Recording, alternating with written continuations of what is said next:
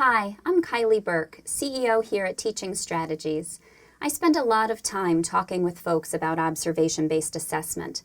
A primary tenet of this kind of formative assessment is that one observes objectively. So rather than recording an observation that says, James built a great block tower, your observation reads something like, James spent 30 minutes building a tall block structure using all of the square blocks. And perhaps there's a photo to go with it. Factual, objective, specific. Accurately gathering information about children's knowledge, skills, and abilities is critical to successfully implementing an observation-based assessment. But that's not the only kind of observation that we should be doing. Let me explain. On a trip to a preschool classroom, I watched as a teacher observed a group of children at the toys and games table. One child was using bingo cards and colored cubes. He filled 2 lines with green cubes and then accurately counted them. The teacher photographed it and dictated a quick note about color recognition and counting. The child's beaming face went unobserved. Another child at the table was playing half-heartedly with some star builders. When he noticed the teacher observing, he began knocking them off the table and onto the floor.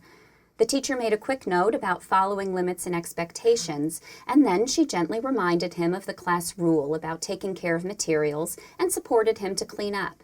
He moved on to the block area and she went back to observing. An hour before, I watched that same little boy fight back tears as he said goodbye to his dad who was leaving to go on a business trip. Formally observing children, documenting their learning and development over time should not be the only kind of observation we do in the classroom.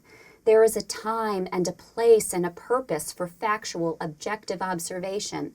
But there must also be a time and a place and a purpose to observe children with our full hearts and the complete breadth and depth of our emotions.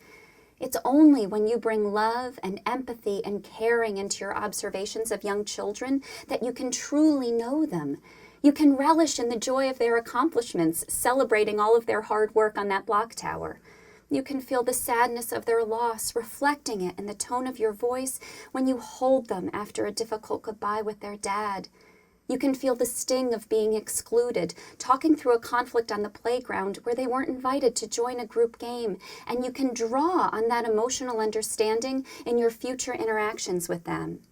This kind of heartfelt observation allows us to see what is truly essential, the path to building strong relationships with each child we have the privilege of teaching.